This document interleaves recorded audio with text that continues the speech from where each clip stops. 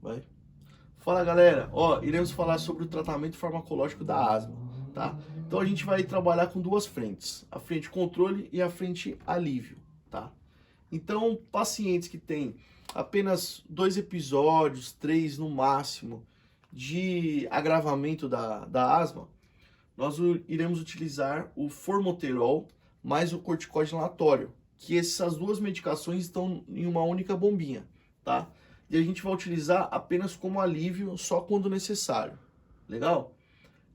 Já pacientes que já têm uma asma, né, mais crônica, mais episódios ao longo do mês, a gente utilizará a mesma medicação, só que a gente fará um uso diário, tá? Então, o formoterol mais o corticoide inalatório de 12 em 12 horas, tá? Com o corticoide em baixa concentração.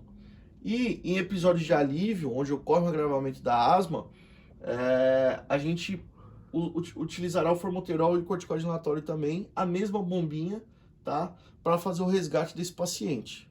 Legal? Caso ele não apresente melhora, tá? Continue com muitos episódios ao longo do mês, a gente vai aumentar a concentração do corticoide inalatório. Então, continuará com a mesma medicação, mas com o corticoide inalatório uma concentração um pouco maior, tá? Mas tem um problema, essa medicação custa caro, não tem no SUS, então para pacientes que têm um menor poder aquisitivo, a gente vai usar apenas o corticoide inalatório como medicação diária, tá? E o beta-2 agonista de curta ação, salbutamol ou outros, a gente vai usar no resgate, no alívio desse paciente, tá? Aí assim, caso esse paciente piore, né, ou não apresente melhora dos sintomas, aí vai ser obrigado a utilizar um LABA, tá? Que é um Long Action Beta Agonista, tá? Que é o formoterol, mas existem outros LABAs, tá? Então a gente pode encontrar uma medicação com custo menor, né? Para estar indicando para esse paciente, né? Então continua o corticoide inalatório na mesma concentração com associação do LABA, tá? E o beta-2 agonista nos episódios de agravo para fazer o resgate. Caso o paciente não melhore, aumenta a concentração do corticoide inalatório, uma concentração moderada a alta, e continua com o beta-2 agonista no alívio. Nesses dois casos, caso o paciente não apresente melhora, a gente tem outras medicações, tá, de uso sistêmico que pode auxiliar esse paciente. Então a gente tem os antileucotrienos, tá, que é muito útil na polipose nasal e na sensibilidade aos AINES. Então, muitos pacientes asmáticos, eles têm uma sensibilidade aos anti-inflamatórios não esteroidais, tá? E nesse caso, a gente lança a mão do antileucotrieno, que é o Montelukast, ok? A gente pode usar também anticolinérgico de longa ação, LAMA, tá? Que é o tiotrópio, que ele vai agir ali nos receptores colinérgicos, né? Que fazem a broncoconstrição. Então, é uma medicação bastante útil também no tratamento. A gente pode também utilizar azitromicina 3 vezes na semana, não como um bacteriocida, né, do grupo dos macrolídeos. A gente vai utilizar a azitromicina como um modulador da resposta inflamatória, tá? Pessoas que têm bronquiectasia, mais exacerbações ao longo do mês, é uma tática bem utilizada também. Podemos utilizar omalizumab, tá? Que é um anti-IgE. Então, em pacientes que têm IgE total ou específico aumentado, tá? É uma medicação bastante útil. A gente sabe que a asma ela é modulada pelo IgE, tá? Com a ativação dos mastócitos.